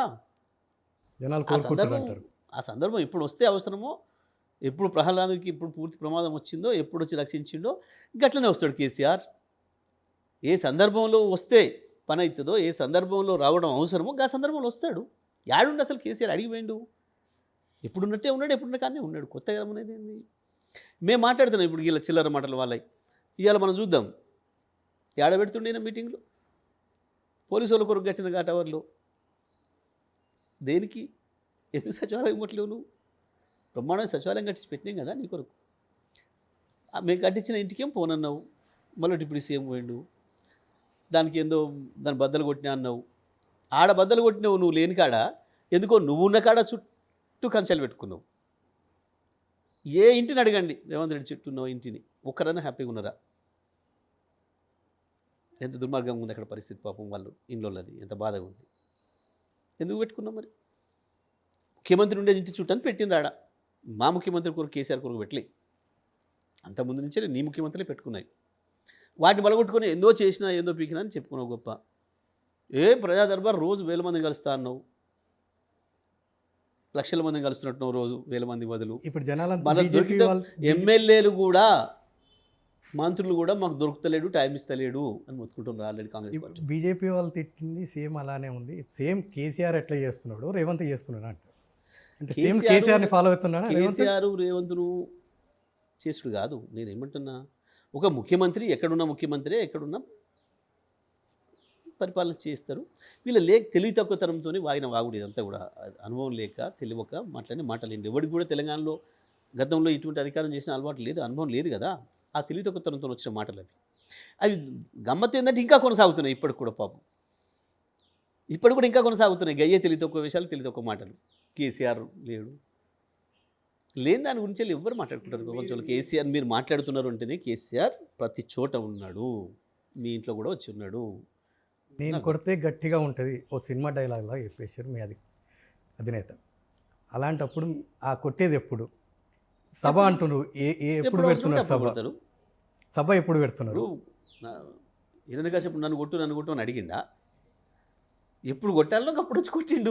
గట్ల కొడతారు. కేసీఆర్ కొడితే గట్ల కొట్టాలి, అదే లెక్క. అట్లనే ఉంటుంది. ఇప్పుడు చాలా ట్రెండింగ్లో ఉన్నది ఒక విషయం చెప్తాను. మీ ప్రత్యర్థి ప్రస్తుతం, అందులో అంతకుముందు మీ ఫ్రెండ్ ఈటల రాజేందర్ గారికి కేసీఆర్ ఫోన్ చేశారని చెప్పేసి, కేసీఆర్ గారు ఫోన్ చేశారని బాగా కూస్తున్నది. ఈవెన్ ఈటల గారు కూడా ఒక ప్రెస్ మీట్ పెట్టి నాకు ఎవరు చెప్పలేదు, ఎవరు ఫోన్ చేయలేదంట. కేసీఆర్ గారు ఏమన్నా ఈటలకు ఫోన్ చేశారా, కలిసి పని చేద్దామని చెప్పేసి ట్రెండింగ్ అవుతుంది.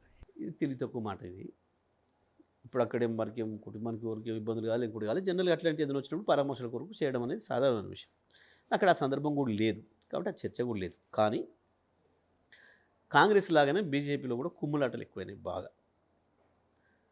పాపం ఈటల రాజేందర్ గారికి ఏదో అధ్యక్ష పదవి అని ఏదో ఊరిస్తూ ఉన్నారు. 6 నెలలుగా జరుగుతూ ఉంది చర్చ. ఈ మధ్యకాలంలో మళ్ళీ అది ఒక వేగవంతమైంది. అయిపోయింది, ఫైనల్ అయింది. మిగతా వాళ్ళు ఎవరైతే పోటీ పడ్డారో వాళ్ళందరినీ కూడా కూల్ చేసిండ్రు. అయిపోయింది, ఆయనకు ఫైనల్ అవుతుందని అది వార్తలు వచ్చినాయి మీడియాలో. బహుశా దాన్ని బట్టి ఆయన అవకాశాలు దెబ్బతీయడం కొరకు ఉన్న ప్రత్యర్థులు పుట్టించుంటారు. ఇది మీడియా లీకేజ్ ఇచ్చో ఇంకో రకంగానో సోషల్ మీడియాలో పెట్టో రకరకాలుగా చేసి ఉంటారేమో బహుశా. అంతే ఉంటుంది తప్ప కేసీఆర్కి అంత అవసరమేం లేదు. చేస్తారు ఎప్పుడు కూడా. ప్రతిపక్ష నాయకులు కూడా ఒకరికొకరు మాట్లాడుకుంటారు. ఎప్పుడు అంటే మిగతా పార్టీ నాయకులు కూడా ఏదైనా ఒక పరామర్శ సందర్భం ఇంకేదైనా వచ్చినప్పుడు అట్లాంటివి వచ్చినప్పుడు సహజంగా పోతే పోగలితనం ఇంటికి కూడా పోతారు, లేదంటే ఇట్లా పలకరిస్తారు. జరుగుతాయి ఇవి. కానీ ఇవాళ ఇప్పుడు వచ్చిన సందర్భంలో చూస్తే తప్పకుండా ఆయనను రాజకీయంగా ఆయనకు వచ్చే అవకాశం దెబ్బకొట్టడం కొరకు ఆయన పార్టీలో ఉండే ప్రత్యర్థులు పుట్టించినట్టుగా కనబడుతూ ఉంది. ప్రధానంగా కేటీఆర్ గారి మీద ఒక అపవాదం. ఎక్కడికి పోయినా వెంటనే ఏ సైడ్ కూర్చున్నా, ఈవెన్ బస్సులో పోయినా కార్లో పోయినా అవతల సైడ్ రోడ్డు అవతల వాళ్ళు కూడా కేటీఆర్ గారిని గుర్తించేసి వచ్చేసి ఫోటోలు దిగుతున్నారు అంటారు. ఆ వచ్చిన వాళ్ళు కూడా పింక్ డ్రెస్లో మాత్రమే వస్తున్నారు అనేది కాంగ్రెస్ వాళ్ళ వారు. అంటే మీ పేడ్ ఆర్టికల్స్ అని చిల్లర వేషాలు, చిల్లర మాటలు. దీంతోనే వాళ్ళ స్థాయి ఏందో మనకు అర్థమవుతుంది. వాళ్ళ స్థాయిని అర్థం చేసుకోవాలి దీన్ని బట్టి మనం. సహజంగానే ఒక నాయకుడికి ప్రజల్లో ఆదరణ ఉంటుంది. గుర్తుపట్టిన వాళ్ళు లేదు. ఒక సందర్భంలో ప్రజలు తీవ్రమైన సమస్యల్లో ఉన్నప్పుడు వాళ్ళ సమస్యల గురించి కొట్లాడిన వాళ్ళను గుర్తించి పోవడం, కలవాలనుకోవడం అనేది సహజమైన విషయం. ఇవాళ కేసీఆర్ గారి గురించి వెళ్ళి కూడా రోజు 100 ఫోన్లు మేము సమాధానం చెప్పలేక చచ్చిపోతాం. సార్ ఒకసారి సార్ని చూసి వస్తాం, సార్ ఫోటో దిగి వస్తామని చెప్పి. మేము ఏదో పద్ధతిలో సార్ అరే 1000 ఫోటోలు దిగడం సాధ్యం కాదు సార్కు, అట్లా నిలబడి గంటల తరబడి నిలబడి ఫోటో దిగాలంటే ఎట్లా సాధ్యమవుతుంది, ప్రతి ఒక్కరికి కూడా అదే కోరుకుంటే ఎట్లయితుంది, ఒక లీడర్ అంత ఈజీగా సాధ్యం కాదు అనే విషయం చెప్పి ఏదో రకంగా కన్విన్స్ చేస్తుంటాం. సార్ కేటీఆర్ ఈ మధ్యకాలంలో సంవత్సరం నుంచి ఆయన ప్రభుత్వం మీద పెద్ద పోరాటం చేస్తున్నాడు కాబట్టి సహజంగానే ఉంది క్రేజీ. సందర్భంగా నేను కూడా ఉన్నాను ఎమ్మటి కారులో. మేము ఇటు ఒకసారి నాంపల్లి కోర్టుకు పోతున్నప్పుడు అప్పుడు ఇప్పుడు సహజంగానే ఆటోలు పర్టికులర్గా ఎందుకు ఆటో వాళ్ళు దేనికి వస్తున్నారు, ఆటో వాళ్ళకి ప్రభుత్వం మోసం చేసింది, కాంగ్రెస్ పార్టీ మోసం చేసింది, దాని మీద ఆయన కొట్లాడుతున్నాడు. ఉరుకొచ్చింది ఆటో ఆపేసేసి, ఆటో డ్రైవర్ దిగేసి వచ్చిండు, అంట కూర్చున్న ప్యాసింజర్లు ఉరుకొచ్చారు సడన్గా వచ్చి సార్ అని చెప్పి నమస్తే పెట్టేసేసి, సార్ గలీజ్ అయ్యే సార్ గవర్నమెంట్ అది అని చెప్పేసి పాపం వాళ్ళ పద్ధతిలో వాళ్ళు తిట్టేసేసి, మరి ఏం చేస్తాం మనం, తప్పదు కదా మరి, ఓట్లేసి ప్రజలు ఎన్నుకున్నాక మనం ఏం చేస్తాము అనే మాట ఆయన అన్నప్పుడు వాళ్ళు ఏం సార్ ఇంకా 4 ఏళ్ళు భరించాల్సిందేనే సార్ అని కూడా వాళ్ళు మాట్లాడుతున్నారు. సడన్గా మేము ఒకసారి రిటర్న్ వస్తున్నాం, ఒక హోటల్ ఆయన వచ్చేసిండు, సార్ మా దగ్గర చాయ్ తాగిపోండి సార్, ట్రాఫిక్లో ఆగేసరికి ఊరికొచ్చి పిలిచినాడు. ఆ తర్వాత టీ తాగుతున్నాం, ఆగి ఆ పక్కన ముందట ఒక షాప్, బట్టల షాప్, ఆయనకు వచ్చిండు, సార్ ఒక్కసారి మా బట్టల షాప్లోకి వచ్చిపోవాలి సార్, నా దగ్గర చేనేత కూడా ఉంది సార్ అని అడిగినాడు. పోయినాం. అంటే ప్రజలు తన ఇంటి వస్తే కూడా ఎందుకు ఈ ఏడుపు, ఎందుకు ఈర్ష్య? సింపుల్. రేవంత్ రెడ్డిని కూడా అట్లా ఆగిపోమని ఇప్పుడు చూద్దాం ఏముంటుందో హైదరాబాద్లో, రూరల్ ఎక్కడైనా సరే పొమ్మని చూద్దాం ఏం జరుగుద్దో. ప్రజలు స్పష్టంగా ఉన్నారు. ఎందుకు ఈ చిల్లర మాటలు మాట్లాడి మళ్ళీ ఎదురు దింపుకోవడం తప్ప ఎందుకు మాట్లాడేటటువంటి చిల్లర విషయాలు వస్తుంది. ఒక నాయకుడికి సహజంగా ప్రతిపక్షంలో ఉన్నప్పుడు ఆదరణ రావడం సహజమైన విషయం, దానికి మేమేం పొంగిపోతలేం. ఆయనకి తెలియక ఇది వీళ్ళకి అన్నీ తెలియక తెలివితగ్గుతనంతో వచ్చేవి ఇవన్నీ కూడా చిల్లర విషయాలు. ఏపీలో బీజేపీ, టీడీపీ, జనసేన లాగా తెలంగాణలో కూడా బీజేపీ పాగా వేయడానికి ఇండియా కూటమి లాగా తెలంగాణ ఎలక్షన్లో రాబోయే జిహెచ్ఎంసీ ఎన్నికలతోని మొదలు పెట్టాలని ఒక ప్లాన్లో ఉన్నది. ఇంకా తెలంగాణలో ఎన్డీఏ కూటమి అనేది వర్కౌట్ అవుతుందా, టీడీపీ అనేది వర్కౌట్ అవుతుందా, జనసేన వర్కౌట్ అవుతుందా? స్కోప్ లేదు తెలంగాణలో.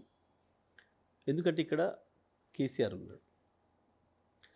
ఇవాళ ప్రజలు ఒక్కసారి ప్రభుత్వం ఫెయిల్యూర్ విషయం ముందుకు రాగానే, పలానా విషయంలో ప్రభుత్వం ఫెయిల్ అయిందని రాగానే వెంటనే ప్రజలు మాట్లాడుతున్నమాట కేసీఆర్ ఉంటే ఇట్లా జరగకపోవు.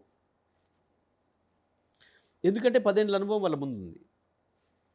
కేసీఆర్ వచ్చిన తర్వాత వాళ్ళ బ్రతుకుల్లో ఎట్లా వెలుగులు వచ్చినాయో వాళ్ళ దృష్టిలో ఉంది. చీకట్ల నుంచి వెళ్ళి ఈ రాష్ట్రాన్ని ఎట్లా వెలుగులో తెచ్చిండు, మంచినీళ్ళు లేని స్థితి నుంచి వెళ్ళి ఎట్లా అద్భుతంగా భగీరథతో నీళ్ళు ఇచ్చిండు, అన్నం పెట్టి రైతే అన్నము రామచంద్ర అని ఏడ్చే స్థితి నుంచి, కరువు నుంచి వెళ్ళి ఆకలి చావుల నుంచి, ఆత్మహత్యల నుంచి ఎట్లా కాపాడిండు, చేనేత కార్మికులను ఎట్లా కాపాడిండు, అన్ని విషయాలు ప్రజల్లో ఉన్నాయి. 3 కోట్ల టన్నుల పైగా ధాన్యాన్ని పండించి దేశానికి ఎట్లా అందించిండు, ఇవన్నీ కూడా ప్రజల అనుభవంలో ఉన్నాయి. ఇవాళ కరెంటు పోతే అంటే కేసీఆర్ని గుర్తు చేసుకుంటున్నారు, ఇంటికి మంచినీళ్ళు రాకపోతే కేసీఆర్ని గుర్తు చేసుకుంటున్నారు, వ్యవసాయానికి సాగునీళ్ళు రాకపోతే కేసీఆర్ని గుర్తు చేసుకుంటున్నారు ప్రజలు. కాబట్టి ఇక్కడ మోడీ, చంద్రబాబు, ఇంకోరో మీరు అన్నవాళ్ళు అందరూ రేవంత్ రెడ్డితో సహా కలిసి వచ్చినా, పరోక్షంగా కాంగ్రెస్ కూడా కలిసి పనిచేసినా ఇక్కడ కేసీఆర్ను ఆపడం ఎవరితో కూడా కాదు. ఎనీ సెంటర్ సింగిల్ ల్యాండ్ అంటారు. 100% అందులో సందేహమే లేదు. రాసి పెట్టుకోండి మీరు. కేసీఆర్ తిరిగి ముఖ్యమంత్రి కావడం ఖాయం, తిరుగులేని మెజారిటీతోని, అందులో ఏం సందేహం లేదు. పైగా వీళ్ళందరూ ఒకటైతే, దేశం దొంగలందరూ కూడా ఒకటైతే మాకు ఇంకా లాభం. వాళ్ళు వేరు రూపాలు వస్తున్నాయి కష్టం, కానీ వీళ్ళందరూ ఒకటే వస్తే మాకు ఇంకా లాభం. ఏపీ ముఖ్యమంత్రి ఢిల్లీ ఫలితాల మీద ఒక కామెంట్ చేశారు. తెలంగాణలో కూడా అనగదొక్కాలని చూసిర్రు, అందుకని ఇండైరెక్ట్గా కేసీఆర్ గారి గురించి మాట్లాడు. ఆ నేపథ్యంలోనే ఇప్పుడు ఎన్డీఏ ఫామ్ చేసుకొని వద్దాము, అనగదొక్కుతున్నారు, మేము వస్తాము, ఢిల్లీలో ఎట్లయితే గవర్నమెంట్ ఫామ్ చేశామో అట్లానే వస్తాము అనేది ఏపీ సీఎం చంద్రబాబు కానీ బీజేపీ నేతలు కానీ అంటున్నారు. అది సాధ్యమా? సింపుల్ అండి. ఇక్కడ చంద్రబాబు నాయుడు ఒక నక్కజిత్తులు అనేది అందరికీ తెలుసు ప్రపంచానికి. ఇంకొక విషయం కూడా చెప్పాలి మీకు. ఇక్కడ తెలుగుదేశం పార్టీగా ఒక్కసారి తప్ప ఈ రాష్ట్రంలో 83లో తప్ప ఎప్పుడు కూడా చంద్రబాబు నాయుడు నాయకత్వం తీసుకున్నాక కానీ ముందు కానీ తెలుగుదేశం పార్టీ సొంతంగా గెలవలేదు. పర్టికులర్గా చంద్రబాబు 95లో అధికారం తీసుకున్న కానించి, పార్టీ చేతిలోకి తీసుకున్న కానించి ఒక్కసారి కూడా సొంతంగా గెలవలేదు ఇప్పటివరకు. మొత్తం చరిత్ర తీయండి, పొత్తుతోనే తప్ప ఎప్పుడు కూడా సొంతంగా పోటీ చేసే ఎన్నికలు గెలవలేదు ఇప్పటివరకు. కేసీఆర్ లాగా చంద్రబాబు ఏ పూట కాపూట మాట మారుస్తాడనే సంగతి ప్రపంచానికి అంతా తెలుసు. నిన్న సాయంత్రం వరకు బీజేపీతో నుండి ఇవాళ తెల్లడ్రకే యూపీఏతో ఉంటాడనే సంగతి కూడా అందరూ ప్రపంచానికి తెలుసు. అటువంటి చంద్రబాబు మాటకు పెద్ద క్రెడిబిలిటీ ఉండదు. ఈ అనగదొక్కడం అనే విషయానికి వస్తే చంద్రబాబు అండ్ గ్యాంగ్ ఏ రకంగా అనగదొక్కుతుంది, ఎట్లా ఉంటుంది అనేది మనకంటే మోడీకి ఎక్కువ తెలుసు.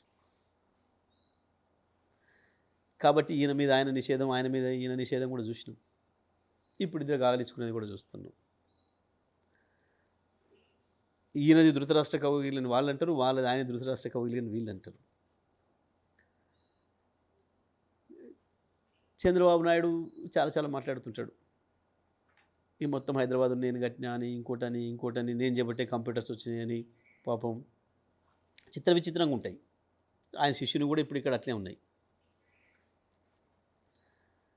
సో అనగదొక్కడము అనేది ఆయనకు తెలిసినంతగా ఎవరు తెలియదు ప్రపంచంలో.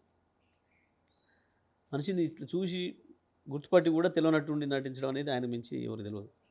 అంత అద్భుతమైన నటుడు కూడా. కాబట్టి ఇవాళ కేజ్రీవాల్ గురించి వెళ్ళి ఆయనకు ఆ మాట మాట్లాడడం అంటే ఇక ప్రజలు అర్థం చేసుకుంటారు. కేజ్రీవాల్కి అనగదొక్కే లక్షణం ఉందా, ఏం చేసిండు, కేజ్రీవాల్ అంత డెమోక్రటిక్ ఉన్నాడు. ఇటువంటి శక్తులు కొన్నిసార్లు వస్తుంటాయి. ఇక అధికారంలోకి వచ్చిండ్రు, ఇప్పుడు మోడీని పెట్టుకుని ఆయన మోడీ బలంతో బీజేపీ గట్టిగా ఉంది, మేము నెక్స్ట్ మేమే పవర్లోకి వస్తున్నాం తెలంగాణలో అంటారు. అంత స్కోప్ ఉంది. చంద్రబాబు బీజేపీ నేతలు చెప్తారు. బీజేపీ చంద్రబాబు తర్వాత అదే ఇప్పుడు మీరు అన్నది అక్కడ ఆంధ్రప్రదేశ్లో ఏదైతే జరిగిందో దాన్ని ఇక్కడ కూడా రివైవల్ వస్తామంటున్నారు. వీళ్ళకి తోడు రేవంత్ కూడా కలుస్తాడు, అందులో డౌట్ ఏం లేదు, ఏం సందేహమే లేదు ఇక్కడ రేపు. నేను అందుకే అంటున్నా, ఈ అన్ని శక్తులు కలిసి ఒక్క తిరిగి వస్తే మాకు ఇంకా లాభం. ఎందుకంటే కేసీఆర్ గారి మాటలు చెప్పాలంటే ఎప్పుడు చెప్పేటోడు మాకు సాధారణంగా గ్రామీణ భాషలు మాట్లాడేటప్పుడు, బట్టలు ఉతికేట ఆయన తెలుగులో ఆయన చీరోసారి రైకోసారి ఉతకాడు, అన్నీ మడతపెట్టి కొడతాడు అని చెప్పి. అట్లా ఇవన్నీ కూడా ఈ శక్తులన్నీ కలిసి వస్తే మాకు ఇంకా ఆల్కన డెఫినెట్గా రావాలి. అట్లనే అవి ఒకటేసారి మూట కట్టేసి కేసీఆర్ అంటే ఏందో తెలుస్తుంది. ఒకటేసారి మూట కట్టేస్తారు. 100%. జంపింగ్ ఎమ్మెల్యేలు మళ్ళీ రివర్స్లో బీఆర్ఎస్లో రావాలని చూస్తున్నారట. ఈ నేపథ్యంలో ఒక ప్రచారం అయితే జరుగుతుంది. రీసెంట్గా దానం నాగేందర్ కేటీఆర్ని కలిశారా? దానం నాగేందర్ కేటీఆర్ని ఏం కలవలేదు, కానీ ఒకటైతే అప్పుడప్పుడు వినబడుతుంది, వాళ్ళు కేసీఆర్ గురించి వెళ్ళి పాజిటివ్గా మాట్లాడుతున్నారు వెళ్ళిపోయిన వాళ్ళు కూడా కొన్ని సందర్భాల్లో మనం వింటున్నాం. ఫోటోల విషయం వచ్చినప్పుడు, ఇది వచ్చినప్పుడు, అది వచ్చినప్పుడు వింటున్నాం మనం. అంటే సింపుల్, ఒకటి ఎప్పుడు కూడా ప్రజల కదలికలను బట్టే నాయకుల కదలికలు ఉంటాయి, సహజమైన విషయం. ఎన్నికల కంటే ముందు ఒక రకంగా ఉంటాయి కదలికలు, ఎన్నికల తర్వాత ఒక రకంగా ఉంటాయి. ప్రభుత్వంలో ఏదో జరుగుతుంది, మాకు ఏదో లాభాలు జరుగుతాయి అని భ్రమలతో పెట్టేవాళ్ళు కొంతమంది ఉంటారు. ఆ తర్వాత అక్కడ అనుకునే నెరవేరితే ఉంటారు, అక్కడనే కొనసాగుతారు. లేదు ఆడ కుదరినప్పుడు మళ్ళీ ఆలోచన చేస్తారు. ఇంకొకటి ప్రధానమైనది వాళ్ళే చెప్పినట్టు, ఇవాళ ప్రజల కదలికలు మొత్తం వచ్చేసినాయి కేసీఆర్ వైపు, బీఆర్ఎస్ వైపు. ఎక్కడ చూసినా ఏ వర్గం, వీళ్ళు వాళ్ళని కాదు, మీరు ప్రధానంగా మోసం చేసింది రైతుల్ని ఎక్కువ ఆశలు పెట్టి, ఆ తర్వాత మోసం చేసింది ప్రధానంగా ఉద్యోగస్తుల్ని, ఆ తర్వాత ఆటో కార్మికుల్ని, ఆ తర్వాత ఉపాధి హామీ కూలీల్ని, ప్రత్యేకించి మహిళలుగా మహిళా వర్గాన్ని, విద్యార్థులను, చివరికి విద్యార్థులను కూడా వదిలిపెట్టకుండా ఇన్ని వర్గాలని మోసం చేసిండ్రు వీళ్ళు. యువతను ఉద్యోగాల గురించి ప్రత్యేకంగా వీళ్ళ ఒక్కరికంటే ఒక్కరికి ఇచ్చిన హామీ నెరవేర్చలేదు, ప్రతి ఒక్కరిని మోసం చేసిండ్రు. అన్ని వర్గాలు కోపంగా ఉన్నారు.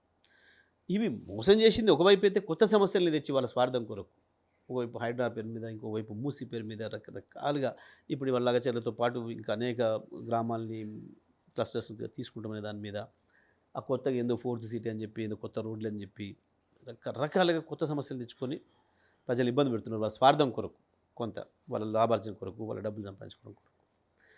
దీంతో అన్ని వర్గాల ప్రజల్లో వ్యతిరేకత వచ్చింది, మనం చూస్తున్నాం. ఇటువంటి పరిస్థితులలో తప్పకుండానే పోయిన వాళ్ళు కూడా రియలైజ్ అవుతున్నారేమో, భయపడుతున్నారేమో, రావాలని కోరుకుంటున్నారేమో.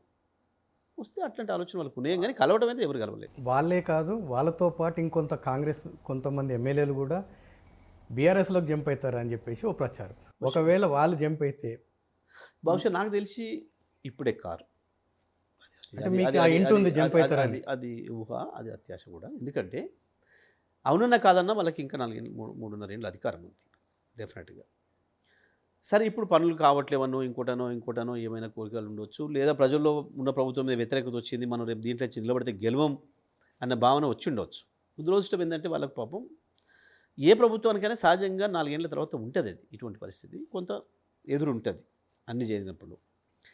కానీ ఈ ప్రభుత్వానికి ఏడాది నిండే ముందే వచ్చింది ఆ వాతావరణం.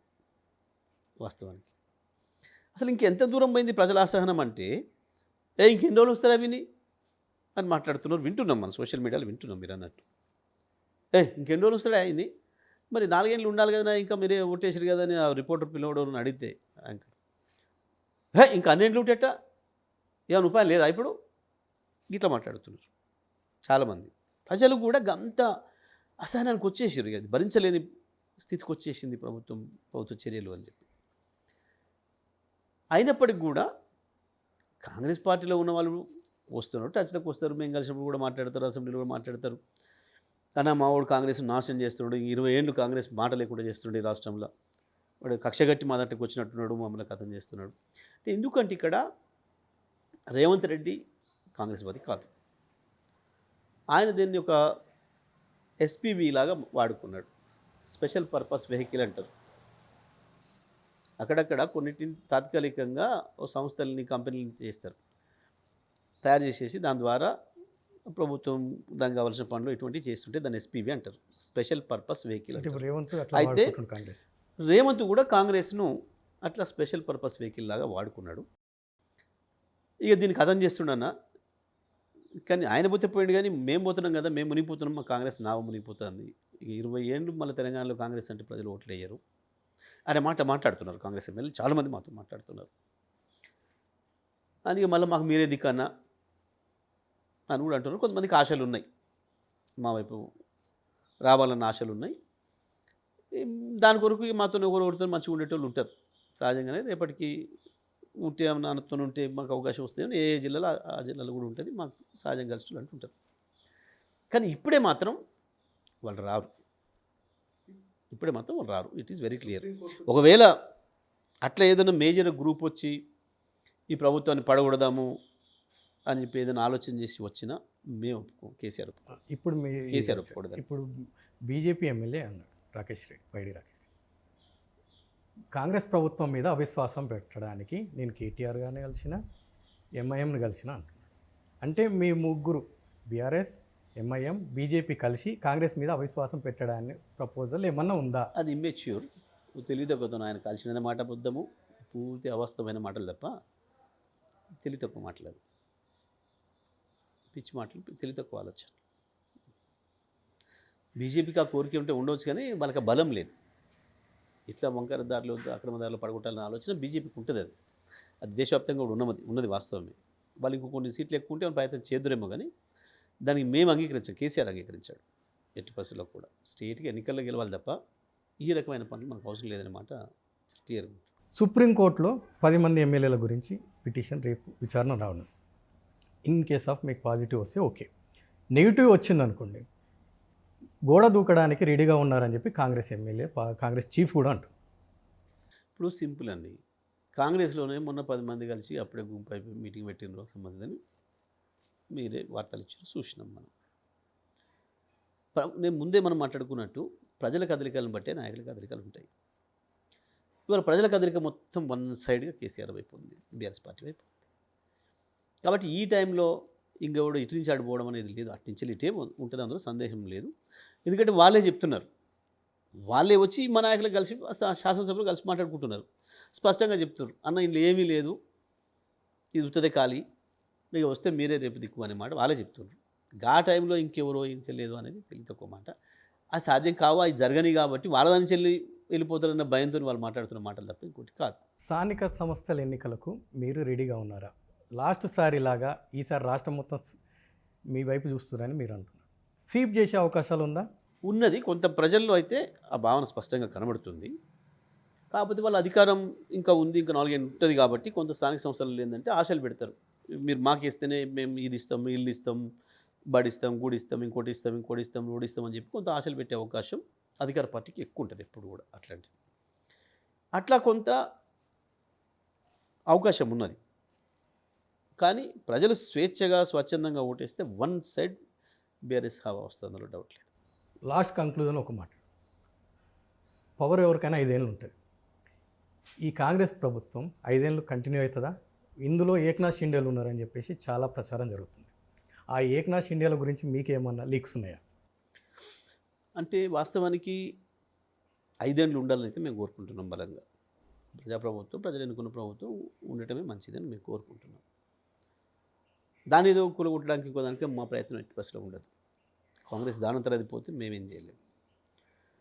ఇక ఏకనాథ్ షిండేల విషయానికి వస్తే, మొన్న ఏదైతే ఈ 10 మంది ఎమ్మెల్యేలు కూర్చొని స్పష్టంగా రెవెన్యూ మినిస్టర్ మీద, ఆర్థిక మంత్రి మీద మాట్లాడుకున్నారు అని చెప్పి ఏదైతే వచ్చినాయో, అవి కూడా ఈ ఏకనాథ్ షిండే దాంట్లో భాగంగానే వచ్చినవి అనే మాట అంటున్నారు. ఎందుకంటే ఈయనకు ముఖ్యమంత్రికి ఎసరు పెట్టే అవకాశం ఎవరెవరికి ఉంది అని చెప్పి చర్చలు జరుగుతాయి కాబట్టి, రాజకీయ చర్చలు.